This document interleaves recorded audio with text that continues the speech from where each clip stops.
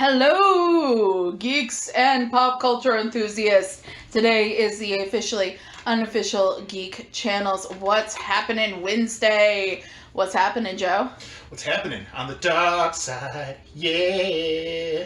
So, last night we watched Eddie and the Cruisers. Eddie and the Cruisers. Me for the millionth time, and Joe for the first time. The absolute first time. I thought I'd seen it before, but I had never, ever seen that movie. Okay, so we were driving home from dinner on Friday night, and on the radio came a cover of the song On the Dark Side. Now, it's actually a pretty decent cover. Not bad. Yeah, like, as covers go, pretty decent. It's Corey Taylor from Slipknot fame. Not the biggest fan of that, but hey, it wasn't bad. Yeah, I mean, Corey Taylor's alright.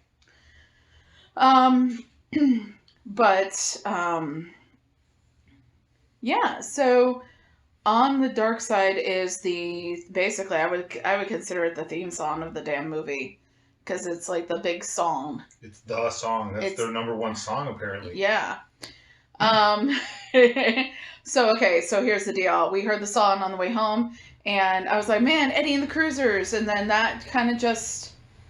We searched for it. It wasn't streaming anywhere. And then we went on this streaming. big mission to find it. It was not streaming anywhere. If you can find where it's streaming, then good for you. Because it isn't streaming anywhere.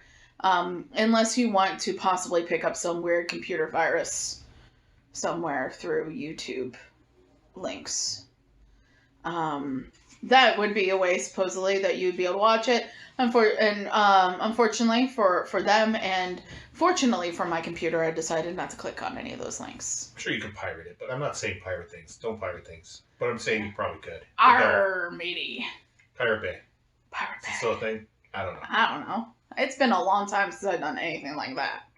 I'm just gonna be real with you. It's been a long time. I'm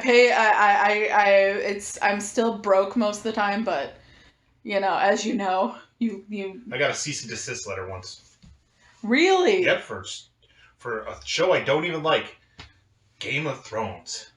A cease and desist for Game of Thrones. Yeah, that's a story for another time. Wow. Okay.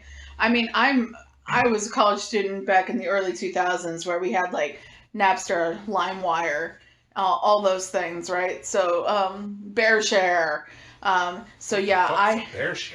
Man, it is one of the like Napster-like programs where people could pirate the fuck out of music. Oh. And I had that. I had a few of them. I'm going to tell Lars on you. Yeah, tell Lars on me. And we can tell him, hey, dude. Go fuck yourself. Go fuck yourself. Anywho, so, not streaming anywhere, not available really anywhere. We did, major hunting for this, and we got a Shout Factory version, shoutfactory.com version. 1 and 2, so next week look out for the sequel. Yeah, so we found the Shout Factory Blu-ray of double feature, Eddie and the Cruisers, and Eddie and the Cruisers 2, Eddie Lives. Eddie Lives. Spoiler alert. Spoiler alert. So, we've got somebody that's watched it like numerous times, and somebody that is complete newbie, but now is invested in finding this thing. I'm just gonna come out and say it. I love this movie. It was a good movie. Yeah, it was one of those things where it's like I hadn't seen it for a number of years. And I was like, like it? I still loved it. Okay. I loved it. Because, as you know, and as some of our public listeners here know, I'm also not only a reader and a YouTube creator, I'm also a creative, writer. And, got a book coming out soon? Yes, July 4th. Ooh. Yeah. America's birthday. Yeah, and you want to know what the name of it is? What's the name of it? Political Science. Oh, I already knew that. Yeah, you knew that, but for banter, for show purposes, it's Political Science. It is if you like poetry and you like SJWs and you like social justice. Oh, it's the woke mob. It's the woke mob, all in one Go book. woke, go broke, or broken woken, broken waken. How about I break someone for saying that? Yeah, we're no snowflakes here, motherfucker. But yeah, so like it's on Amazon. I'm self-publishing, but yes, the release date is meant to be July 4th, but you can pre-order it on Amazon Kindle. So if you have a Kindle, pre-order Political Science by Carrie Quinn. You also can order Tin Woman Elsewhere Out of Henry, which is my first volume of poetry. Now that the self-promotion is over, let's talk. Let's talk. Eddie and the Cruisers. Eddie and the mother-frickin' Cruisers. Oh my god, such a good movie. Okay, so... Like, I knew it was going to be pretty good, because I was like, man, it was pretty much me that made her get this movie. I was like, we got to get this movie. I don't know if I've ever seen it, and I obliged. Yeah. Like, because it's a childhood favorite of mine. In fact, when I started mentioning it, like, we got to find this movie on social media, my sister was like, hey, let me know, because it was really like when we were kids, if I'm remembering the stories correctly, when we got it, technically it was part of a Christmas or something celebration, and it was actually something that was wrapped for Kelly under the tree. Steal it from her? What? Did you steal it from her? No, it was all kept in, a family, collection, but it was something that, if I'm remembering correctly, it was something that she asked for. I don't know why, but, maybe Kelly can fill us in if I'm remembering incorrectly at a later date. But yes, it is, definitely something that we watched a lot of, to the point where, like... I can see why. Yeah. I love the soundtrack. I had a record version. I had a vinyl of the soundtrack. Nice. Yeah. I don't know, it might still be sitting around Mom and Dad's house somewhere. But yeah, I had the vinyl, and I if it is sitting around Mom and Dad's house, I'd love to have it back. Yeah. Because some of that is pretty freaking awesome. Who did the soundtrack? John Cafferty and the Beaver Brown Band. Now, is it the John Cafferty and the Beaver Brown Band? Like, is it that, or is it actually the Eddie and the Cruiser soundtrack? It says it's Eddie and the Cruisers soundtrack by. All right. Cafferty and the Beaver Brown Band. Okay. Yeah. So yes. When Michael Parr is singing, he is actually lip syncing. Yeah. Yeah. You can actually tell in a couple spots. You could tell in a couple spots. He gets very animated. But don't let that make you not watch this movie. Yeah, he gets animated, and he's really into it, which is really cool. And it might also be that whole, like, frontman, in quotes, frontman, appeal kind of thing, where they just get over animated, and that's part of their job, So the story is, if we were to talk about theme of Eddie and the Cruisers, like the whole man versus self, man versus beast, man versus world, like that kind of thing, what do you think is the themes of Eddie and the Cruisers? Well, Carrie, I'm not good at this, so I don't know what the theme is. All I know is I liked it, and what it's about is this really gnarly Jersey beach band that just makes it big, like, in a summer. I think it happens like within that one summer, right? Like a year's within time. A year there, right? Yeah. And they make it big, and like they make that one album that's so gnarly and good. And then they make a second album, and it all falls They go apart. to make the second album. They didn't even make it. Well, they recorded. It was finished. Yeah. But it never was released. But it was never released. And that end, basically, is what we got going on here. I got a little bit of a Jim Morrison vibe off it. Definitely. So when they mentioned Jim Morrison as a joke in the beginning of the movie, it's kind of like, oh, yeah, okay. Yeah. And you know what? It's also really cool that you mentioned Jim Morrison. Because one of the things that you find out early on, very, very early on in the movie, like one of the opening scenes is just them performing on the dark side. Yes. And then when that's done, it cuts to the production crew of the television show. See, this television show has caught notice that Eddie and the Cruisers' music has started getting big again. And they're trying to find this second album. Yeah.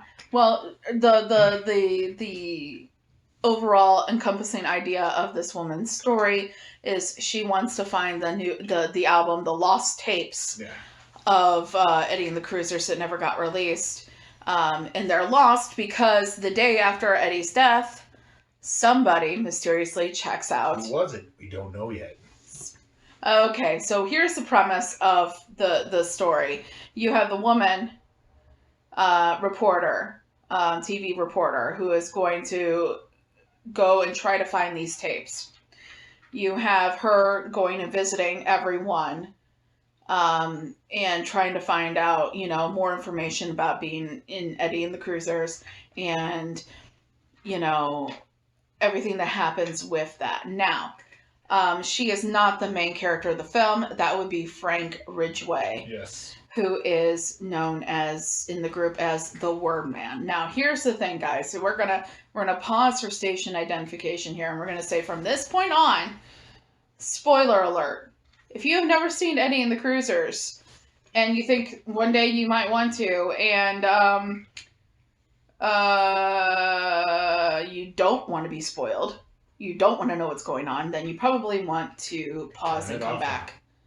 Head off here, because at this point right now, we're going to go into the plot of Eddie and the Cruisers, and we're going to talk about it because it's complex and it's beautifully sad. It's very sad. Yeah. So she gets the from this point on, spoiler-tastic right now. Right now. Okay. So she goes and she starts working on her story, but we cut to... Oh, no.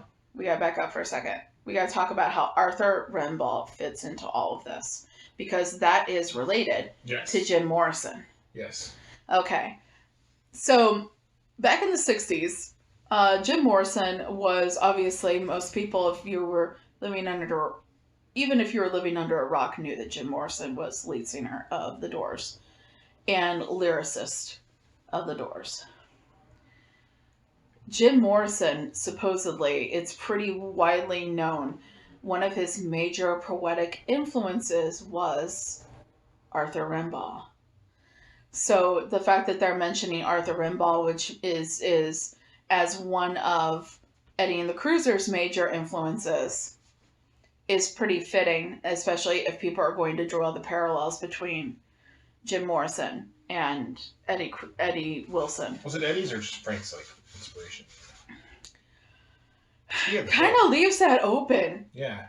The way they present it is the words and music thing, where it's basically it's finding that creative soulmate where your vision matches up with their vision, and you play off each other, and it's like two brains got meshed into one. And that's kind of what you get from the relationship in the flashbacks and when they talk about it between Frank Ridgway and Eddie Wilson. Yeah. Frank, when we joined him, is an English teacher in high school. In the 80s. In the 80s. And he's obviously teaching Wadsworth Longfellow to a whole bunch of very bored teenagers, which is pretty par for course, I would say, with most high school English classes. Yep. You have one kid in there that's actually really interested, this is what Longfellow was talking about, and then you have the rest of them just biding their time until 3 o'clock, which is, then we get the end of the school day, and he's just kind of sitting there, and he's thinking about it because he heard the song on the radio on the way to work. So Frank Ridgway becomes known as the word man of Eddie and the Cruisers, meaning that he wrote all of their original lyrics. When he met Eddie and the Cruisers, Eddie Wilson, and the rest of the band, they were playing covers in bars. And the way he meets the rest of them, he's standing there, he is cleaning, he's sweeping up and mopping a bar. And they show up and they're going to be the next night's main event, and one by one they start walking in. And the first person that walks in just alone is Joanna. And that is Eddie Wilson's girlfriend and backup singer and tambourine player. Yes. Now, any of you musicians out there ever gotten their girlfriend a position in a band by just having her be able to sing and play tambourine? Apparently that happened back then. You wanted to travel and be Eddie's girl. You played tambourine and you sang, but a lot of people downplayed Joanne's contributions to the group, and we're kind of gonna visit that a little bit later. Yes.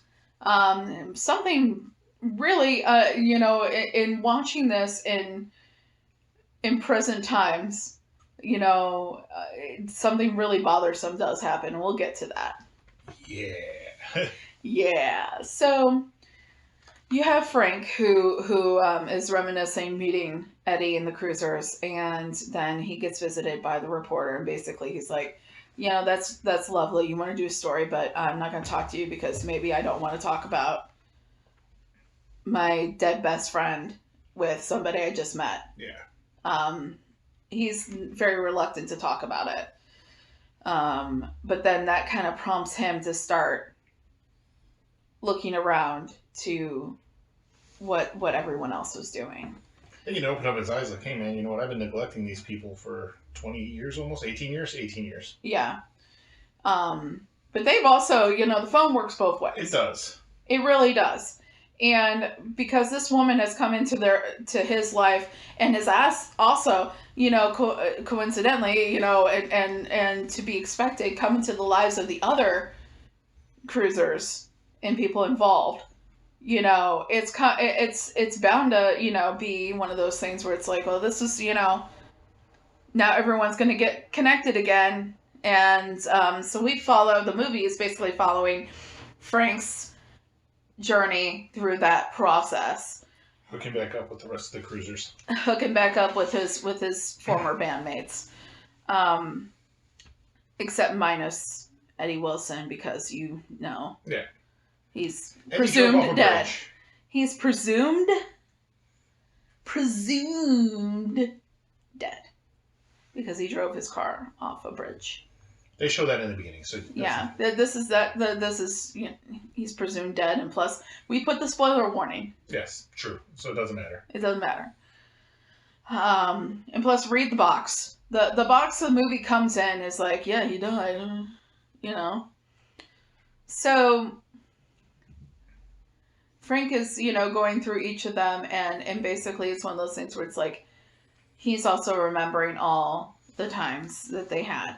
And I love how he's sitting there one day and he's playing piano, and this is the first indication you get that the true story is that he was in fact influenced by Arthur Renball, that the Season in Hell reference was about Eddie, mm-hmm. but it was more about what happened to him in the end. Because this is this guy that was brilliant writer, brilliant with words, okay? And everyone knew it. And Eddie dies, and he doesn't write anything else. Nope. So, because even people ask him, yeah, did you write the book? And he's just like, no, I didn't write the book. You know,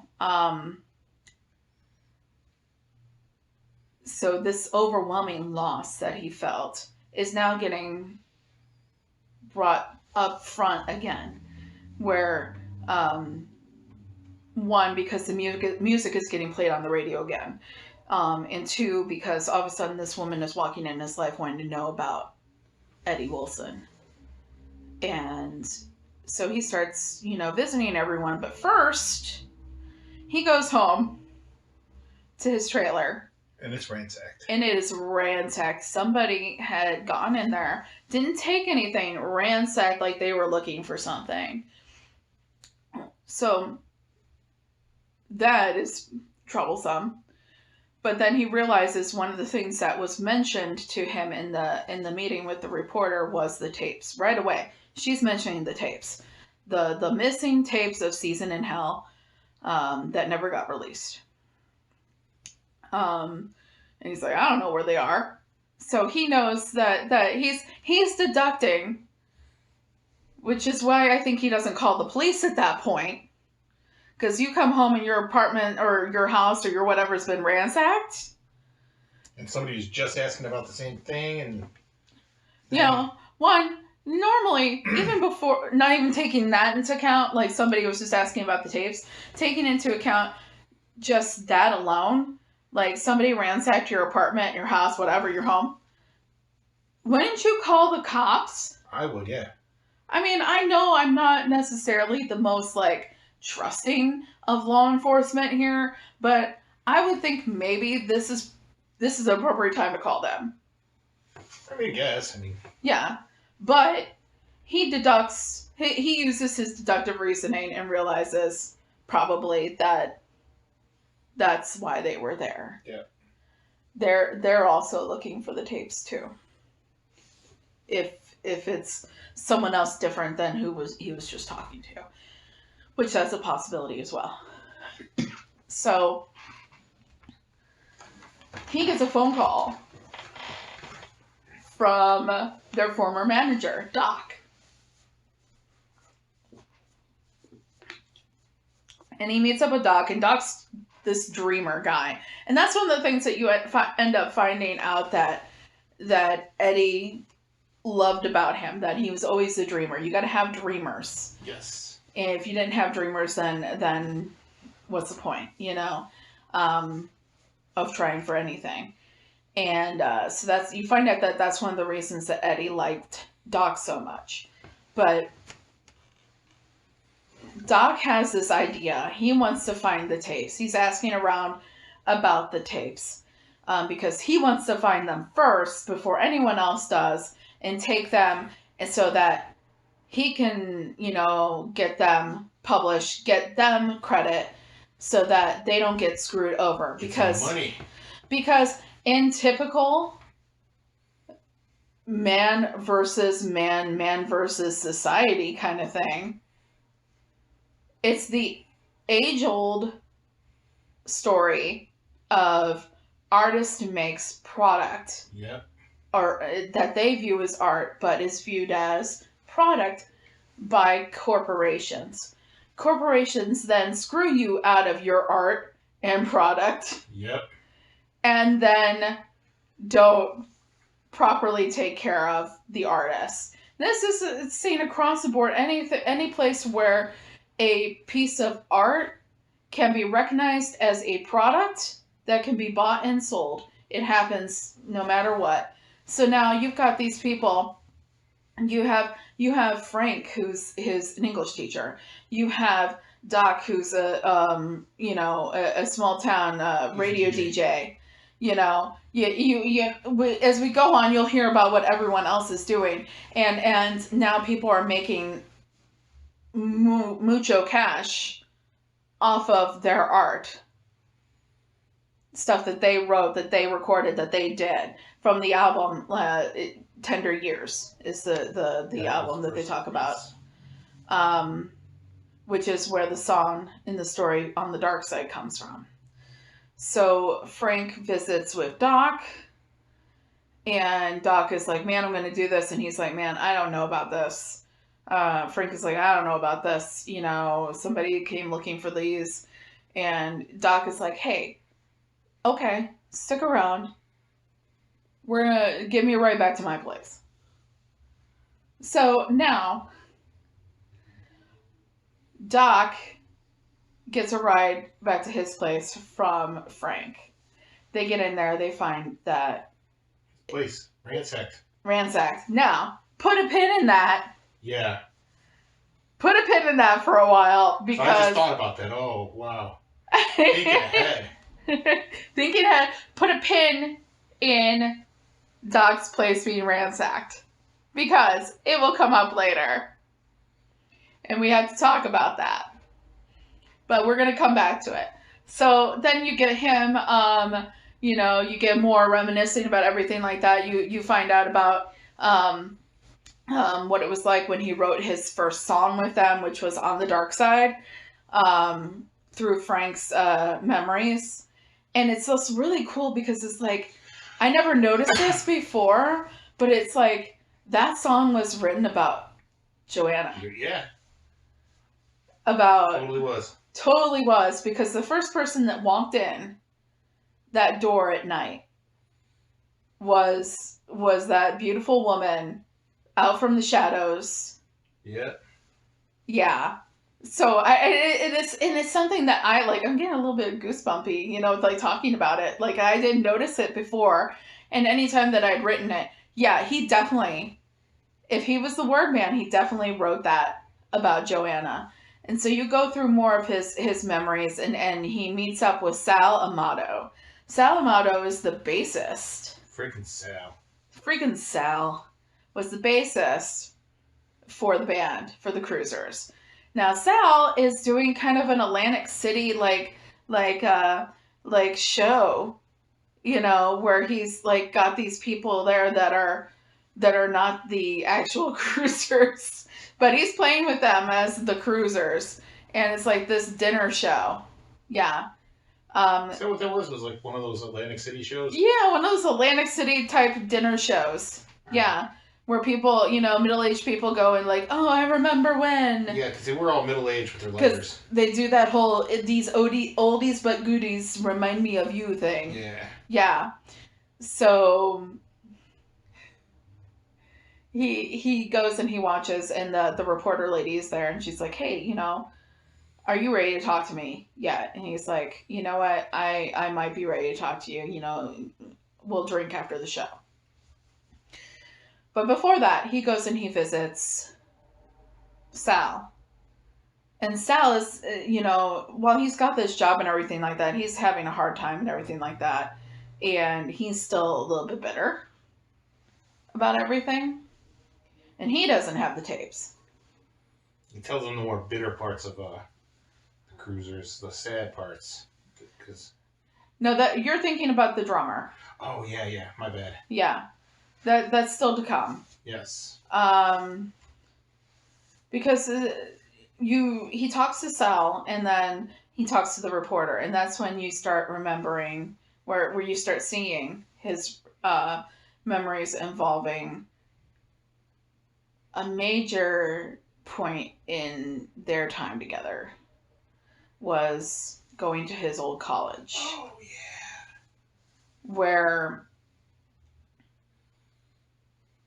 they were doing some tour dates, and they end up going to his old college, and they all don't want to go, but he's all like, I gotta go, we gotta do this is gonna be awesome. And he obviously thinks the world of all of them. He refers to Eddie as his best friend. Yeah. He thinks the world of Joanna. He's walking around with her, and she's all insecure about what people are thinking about her, and that everyone thinks she's stupid, that kind of thing. Well, you have this guy that's like, no, like, you're not stupid, and you have just a right to be here as everyone else, and he's actually treating her as an equal, whether she is or not. He's treating her that way. So we all know what happens when you get treated as an equal. You have to kiss someone, I guess. I don't know. Yeah. So they end up having a weak moment, and they kiss each other. And it's not just him kissing her. It's equal. It is full on, we are kissing each other, we are grasping each other kind of thing. And it happens dear God, right in front of Eddie. Not right in front of. He just sees it. Dude, you know, they could have taken a look around before doing that. Yeah, and been they should have been farther away. They should have done it, but... They should not have done it. But they did it right in front of Eddie. Like, not right in front of him. He was like across a big grassy, like, area. And there were people. But, like, he definitely saw it. Yeah. He definitely saw it. He was not a happy camper. No. But he, like, kept his cool. Eddie Wilson's cool cat. All right? And he was like, I'm going to get my comeuppance. I really am. And so when he's introducing the entire band. First off, he made him wear his dorky clothes first. Made him wear his... Oh, yes! Yes! He's like, no, you don't change. No, you don't change. You're going to look exactly the way you do right now, because that's who you are. Yeah, he made him wear his dorky clothes. Yeah. You are not one of us right now. That is exactly who you are, and you're going to wear those. You don't change. You do not change. So, to still... And Eddie's not the only one that saw this kiss. Like, the others saw this kiss, too. Like, they all were like, oh, shit. And so then he's introducing the band. And he, first off, like, totally leaves off Frank. He introduced everybody but Frank. Yeah.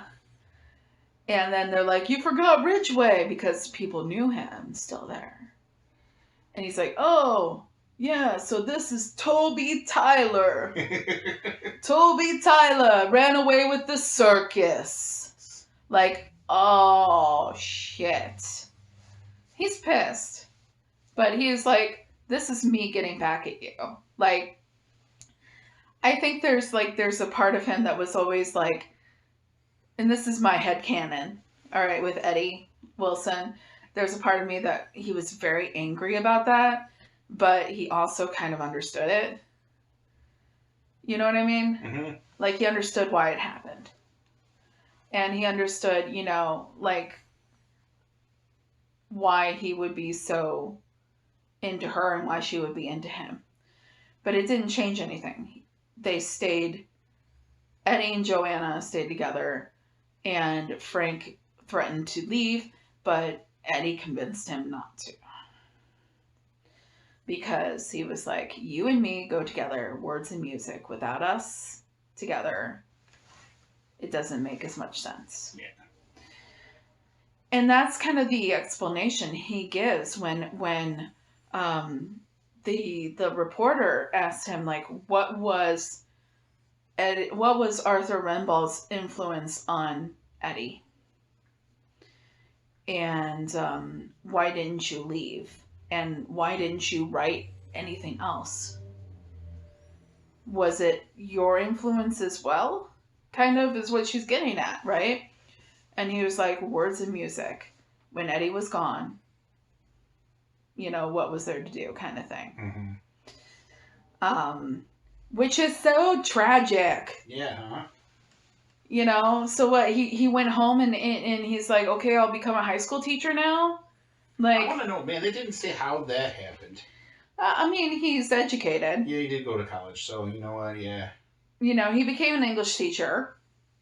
Obviously, obviously he knew what he was doing. He's been a teacher for a while. Yeah. So that happens, and he leaves, and he ends up talking to the drummer, who is now dealing blackjack in Atlantic City,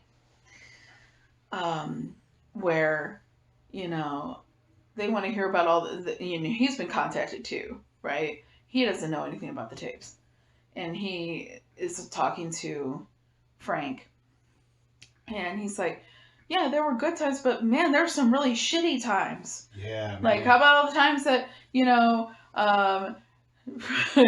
nobody wanted to talk to so-and-so, and Eddie wasn't talking to Joanna, and Joanna wasn't talking to Eddie, and Eddie was mad at you, Toby Tyler. You know, like, come on, you know. And he's like, and then there's, you know, Wendell. Now, we haven't talked about Wendell yet. Yeah. Now, why haven't we talked about Wendell? Well, Wendell is no longer with us in this story. Wendell was the best saxophone player that Eddie ever knew. Why are we not talking about Wendell? He had a heart attack. He had a heart attack. Oh, but was it a heart attack? That's what That's what the reporters knew. Yep. That's what the story was. But that's also what what's his name knew too. Yeah. So that's so weird. Well, so basically he was like, what? Frank was like, what? Wendell died of a heart attack. Yeah. And the dude was like, you need to grow up, man. It was not a heart attack. Heart attack my ass. And he gets angry. Because what you find out in a flashback is that the person that discovered Wendell's body was him.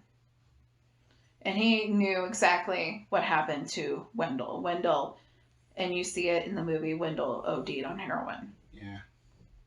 And he's like, no, you need to grow up and realize what the fuck's going on, man, because that was definitely not a fucking heart attack. And so that was the interaction with the drummer. So now we've come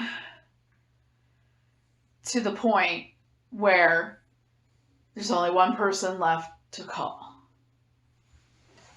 And that is Joanna. Joanna. Yes. Beautiful. Still pristinely beautiful.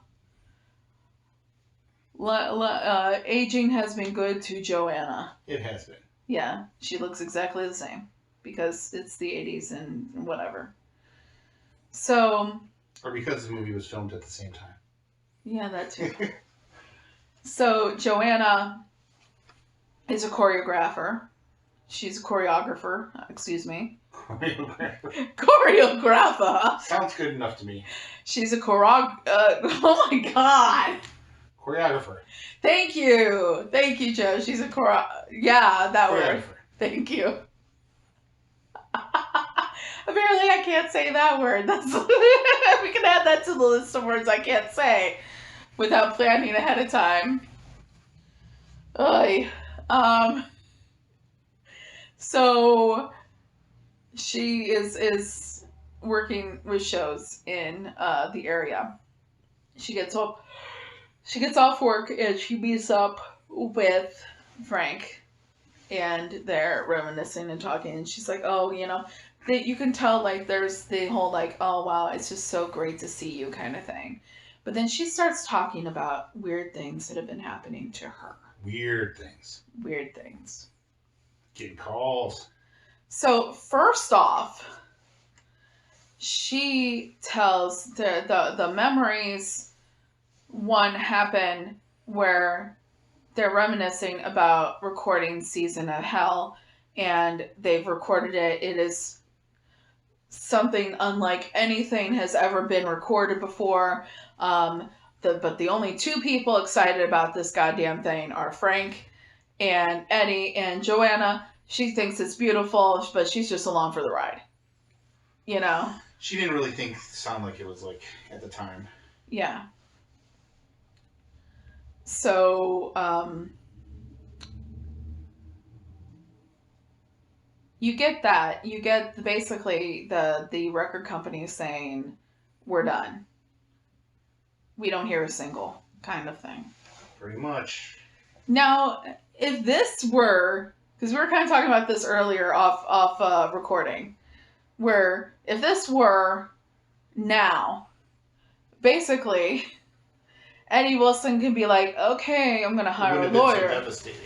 What? Said it wouldn't have been so devastating. It wouldn't have been so devastating. I'm going to hire a lawyer. I'm going to get control of my tapes, and I'm going to release them on YouTube and let the public decide. And then it wouldn't have been so devastating. But in this circumstance, it was very devastating. This was a career-ending, possibly career-ending blow. They weren't going to release the album. And so the big fight happens, and Eddie storms off, and Joanna runs after him. Well, what's happening in the studio is Sal, the bassist, basically looks at Frank and was like, "We were doing all right before you showed up. This is all your fucking fault." Yeah, man. Like really dickish. Really, really just laying into him really bad, right? And like, honestly, you know what? If somebody had been like that with me, I would have been like, you know what? Fuck you and the horse you rode in on. You know, you were right. You were playing freaking covers before I came along. Yeah.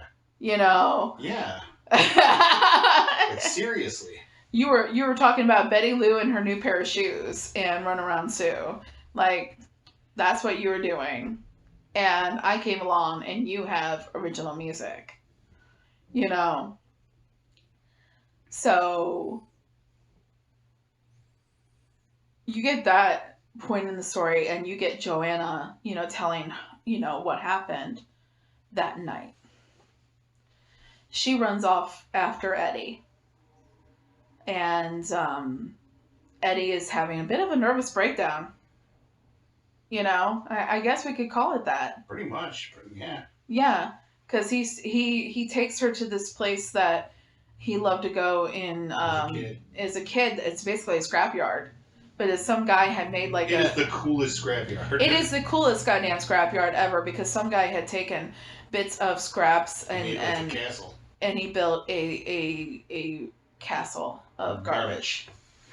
And so Eddie was like, "Look at me, the king of the castle of garbage." And she's just like trying to be supportive. She's like, "Eddie, it's really good music. They just don't understand it. You know, you guys are really great. They just don't understand you." But Eddie is literally having that breakdown. And they basically drive around all night, and then very early the next morning, probably before the sun comes up, he drops her off and drives off after giving her like a long big hug. And supposedly right after that, they show him driving over the bridge. They show him driving over a bridge. Don't know if it's the bridge, but they show him. I think it's alluded to. It's alluded to. It's like you are now driving off into the literal, like, you know, Oedipus of the permanent vacation kind of thing. So we know after that moment, Eddie's car goes off a bridge and Eddie's body is never found. He air quotes dies. He air quotes dies. And Joanna basically is like, so I know what happened to the tapes. Bombshell, she knows what happened to the tapes. And even more of a bombshell, she knows who checked them out, and it's her. Dun, dun, dun. She stole the tapes and walked away with them because, no, buddy. Our cat is wanting to play with things because we're ignoring him because we're recording. And it's playing with things he shouldn't have. He has a lot of toys. And he just did it. He just did it. Okay, just let him have it for now. Okay. It's not going to hurt him. It's going to bring him great joy. So she's like, bombshell, I have the tapes. I hid them. Now, a number of things happens. One, she's like, yeah, I'll show you where they are. Now, where are they? They're where she was with Eddie. In the junkyard. In the junkyard, the castle junkyard. Something I did not notice in my youth of watching this. There is somebody watching them. Yeah, you never noticed that? I never noticed that. I noticed later on. It was somebody with a beard too, so I think it was Eddie. I don't know. I don't know about the beard. No, I don't know either. I may just be misremembering that. And plus, let's think about this here for a second. One, she tells him, I have the tapes. We gotta back up a second. Yeah. Okay, because this is very important. I have the tapes, and I wonder if Eddie's still alive. It's the strangest thing that's been happening. She's been getting calls. She's been getting calls, and somebody is saying nothing but just playing Tender Years, one of their songs, on the phone, and then hanging up. And then a car is showing up, which is Eddie's old car. Which is a car that's like Eddie's old car, almost exactly like it, where it's doing like this signal that he used to do to, signal to Joanna that he was there. And so she's like, okay, so I know where the tapes are. So they go and get the tapes, and when they're there, I never noticed this before, there's somebody else there kind of hiding and watching them get the tapes. Okay? So they get the tapes and they go back to her house, which, you know what, I'm going to say it. I'm just going to say it right now. She's done the best for herself because she has an actual house. And he's like moving stuff off the table again. Oh my God, River ravioli. No. No.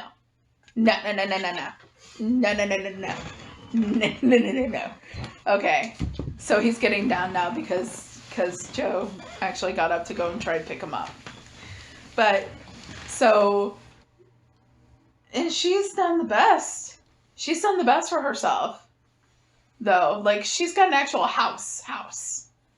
Nobody talks about whether she bought or rent, but like, you've got Doc, who has, basically a hotel room that he rents.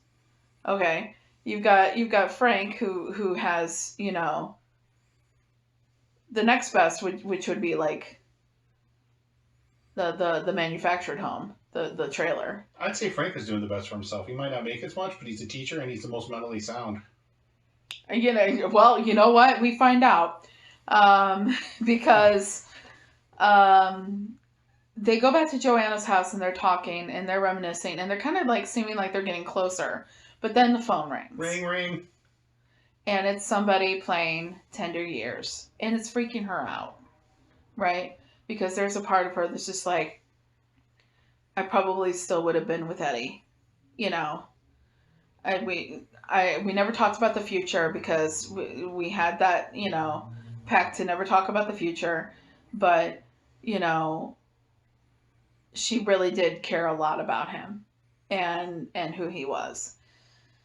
So phone rings, Tender Years on the radio, on the phone. Okay. And then, another phone call comes, only rings twice. That's another signal. It's time to get ready. I'm on my way.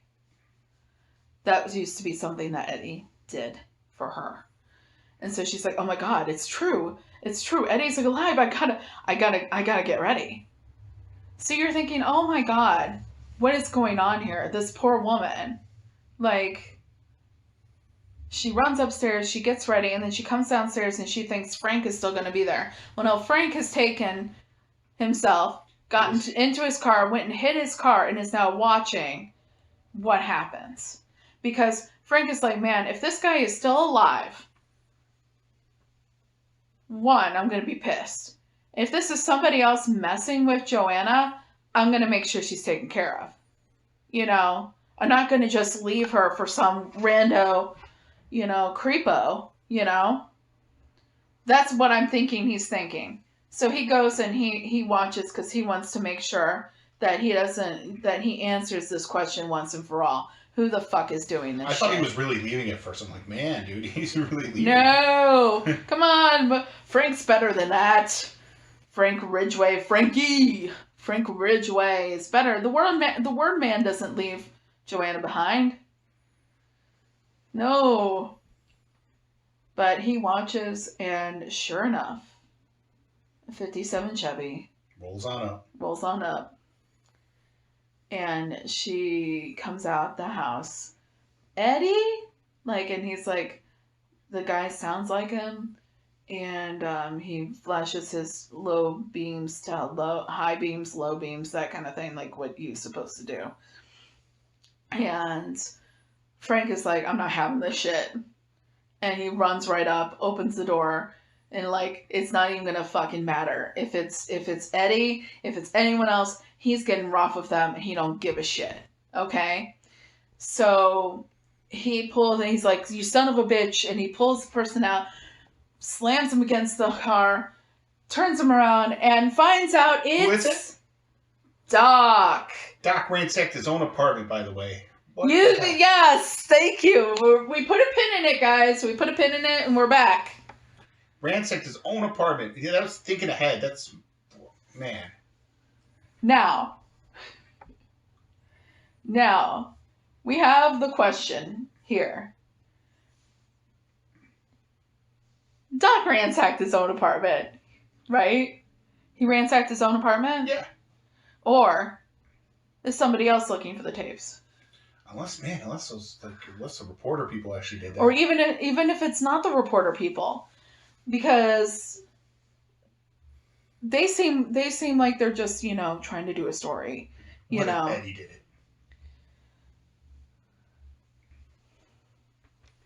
Did Doc ransack his own apartment, then ransack Frank's, house, that kind of thing? Did that happen? Yes.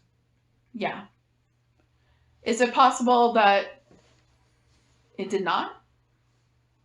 Possible, but unlikely. And let's lead us to the next point here. The one of those moments where you have now watched something. I have now watched something as an adult that I used to watch a lot. As a child, as a kid, as a teenager. What the hell, Doc? What the hell? Gotta keep going. Like, man, why did he do it? He explains it and it's still stupid. like, okay, here's the thing. So he wants the tapes. Cool.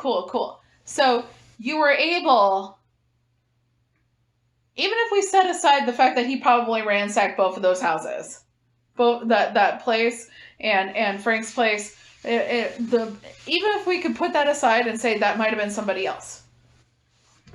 Okay? You were able to pick up the phone and call everyone else, Doc, and be like, it's Doc, hey, come talk to me, You were able to do that with all those men. All the rest of the cruisers except for one. You decided it's a great idea to stalk and terrorize Joanna.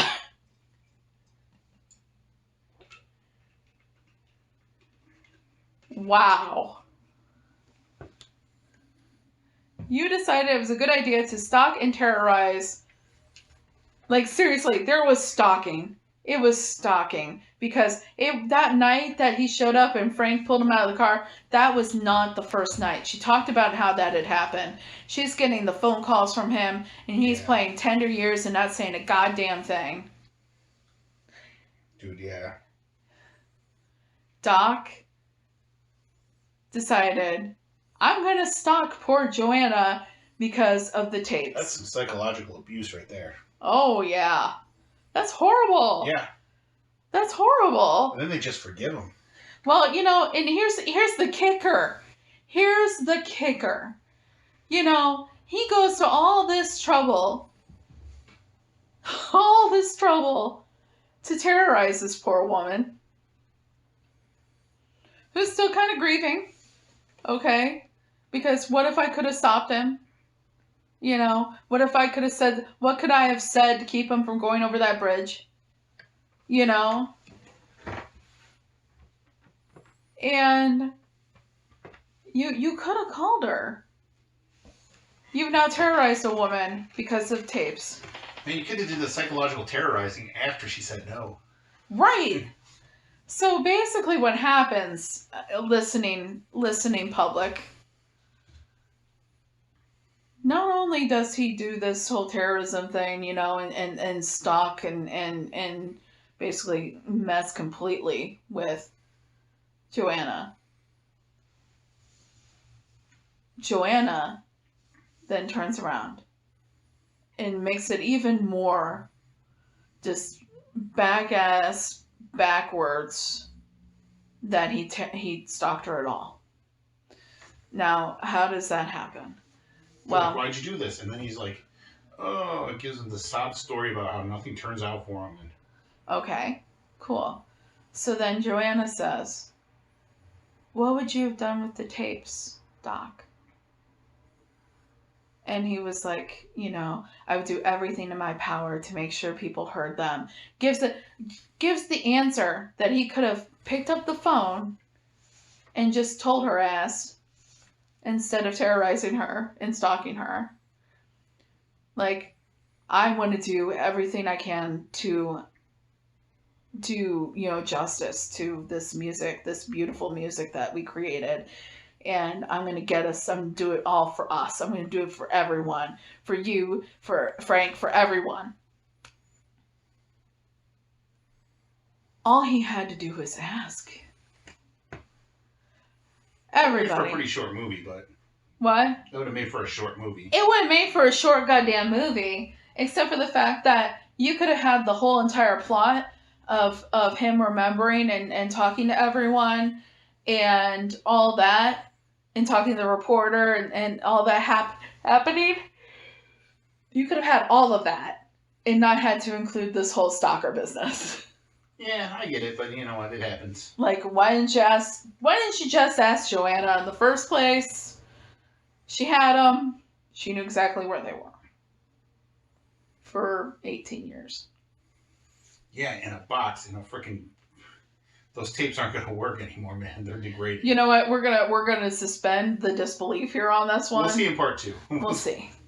Because in part 2, which we will watch for next week... Everything kind of just goes turn on its ear, but we will get to that eventually. So she's like, here, if that's what you're going to do, have at it. Hands him to him. And this motherfucker doesn't even say sorry. Well, you know, And then Carrie has this all excuse, but he says sorry in his own way. You know what a good way to say sorry is? Sorry. Saying sorry. Yes, I get that. We live in a different world now where, yes, you need to actually say the words, I'm sorry for being a douche. Okay? Like, yes, we live in a world, in a society now where you actually have to, and you should, say, I'm sorry, I was a douche. Okay? Now, obviously, this movie was made in 1983. We have a different set of values in society back then. And he comes from basically a different planet, comparatively. So, yes. He's like, you'll see, I'm going to do this for all of us. And he runs off and they're all like, yeah, go get him, pal. Just don't call us anymore. And play Tender Years over the phone. So you get...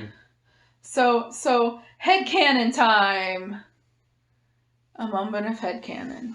So then Frank and Joanne walk back into Joanne's house together.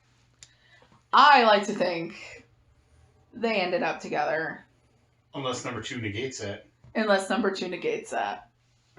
We'll have to find out. I don't think they're in number 2, though. I don't think they are either. There might be mention of them. We don't want to, you know, like, not think that there might not be mention of. There might be mention of them. It would be kind of weird to not have mention of them, at least. No. Our little cat is. He's a pain in the butt sometimes, but we love him. Buddy, no.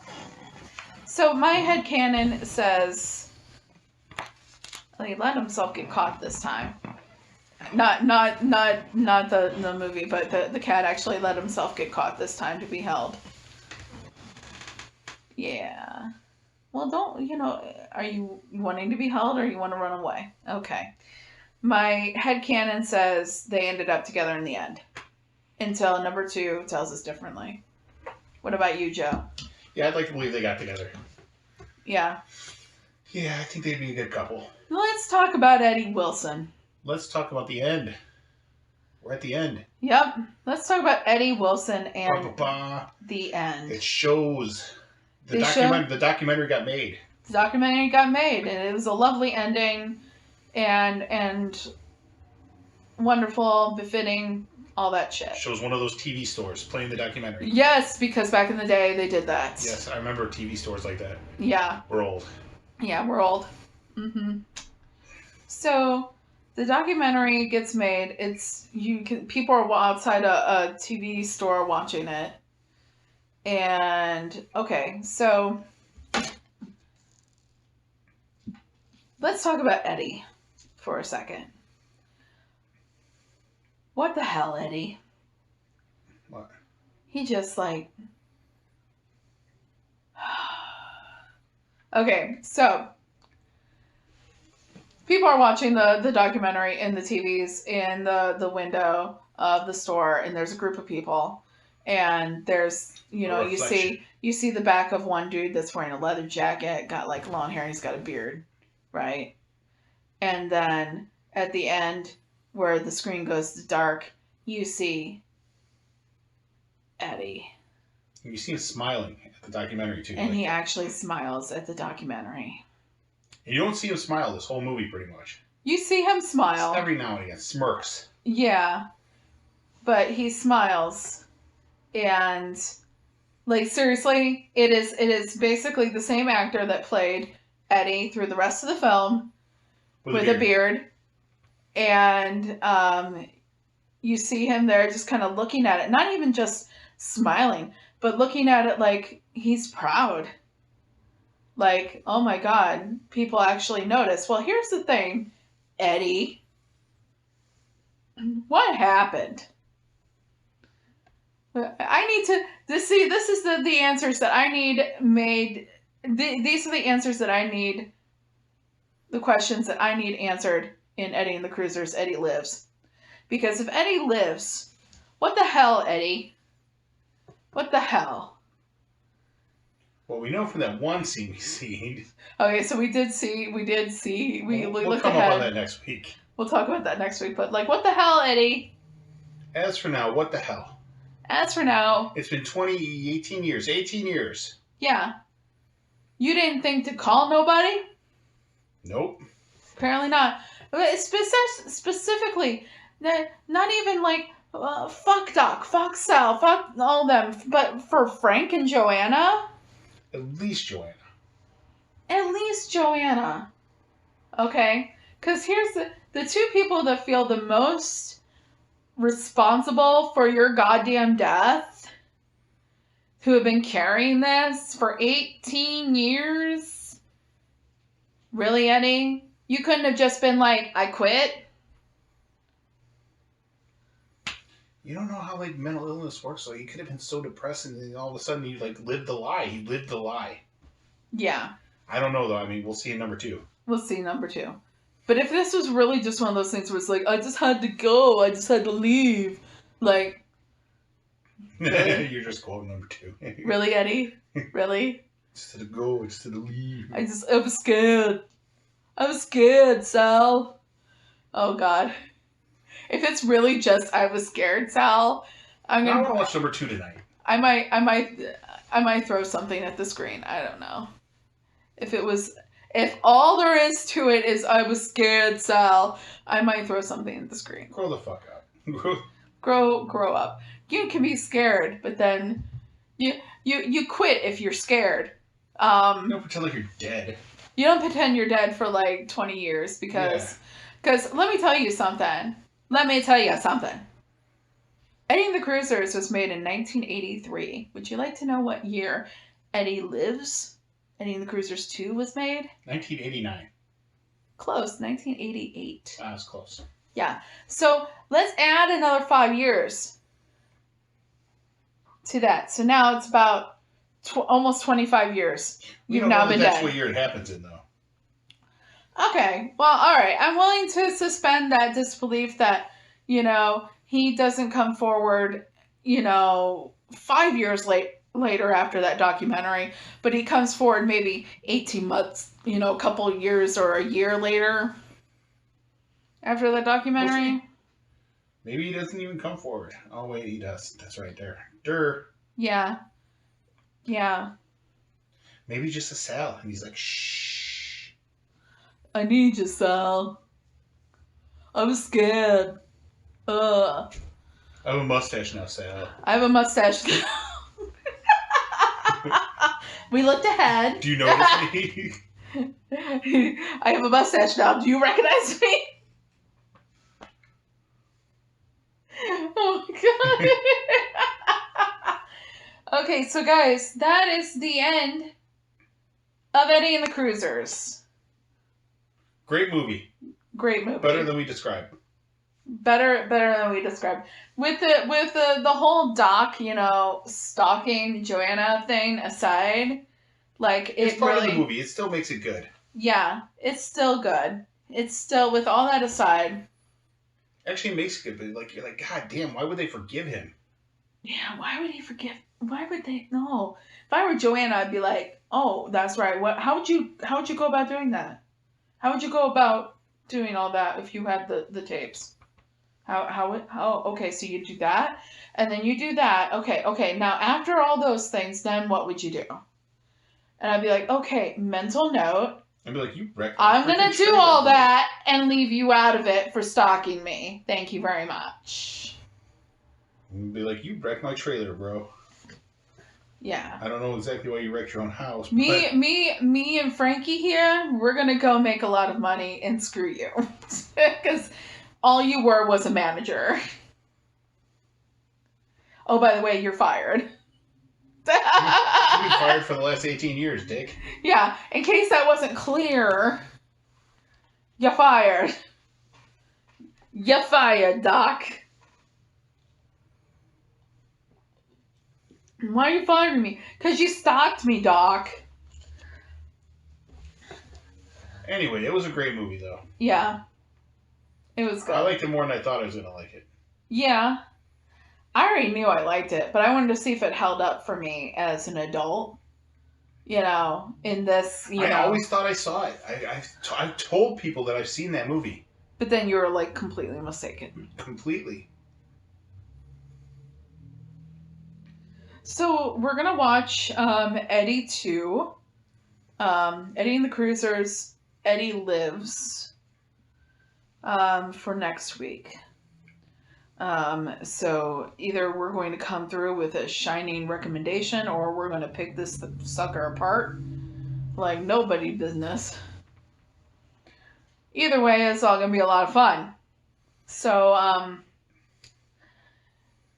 please subscribe, comment. Have you seen Eddie and the Cruisers? How do you feel about that movie?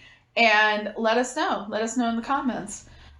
Do you think that Joanna should have kept the tapes for herself and told Doc to go screw it? Let us know in the comments. All right, this is the officially unofficial Geek channel. Please, like I said, subscribe, comment, tell your friends. We're here for you on Tuesday with Collected Edition Tuesdays. I just dropped one. It was the Batman and Catwoman Wedding Album Deluxe Edition yesterday, plus a little bit of a haul. Lovely, lovely, lovely. Would have changed a couple things, but yeah, pretty cool overall. Today, this was What's Happening Wednesday on, you just totally held back that sneeze, and I appreciate it. Thank you. I hope that doesn't sound weird on the recording. But Flashback Friday, guys, I know I said last night I was going to figure out exactly what I wanted to do, but I have an idea of what I might be doing. I'm not completely sure yet, but this might have to do, tentatively, put it in pencil, I'm going to be talking about Tangent Comics. So, if you don't know what Tangent is, we'll be talking about that on Friday. Probably. Maybe. possibly. And as always, on Sundays, we have the Spoiler-tastic Weekly Comic Review. Am I forgetting anything, Joe? On the dark side. Yeah. I'm not sure. I think I got everything. I think so, too. Yeah. And as always, Wednesdays. What's happening Wednesdays? Next week, Eddie and the Cruisers 2. Eddie lives. And until then, the dark side's coming now. Nothing is real. This has been the officially unofficial Geek Channel. I'm your host, Carrie Quinn. With me tonight was Joe Williams, and we'll be seeing ya. Bye.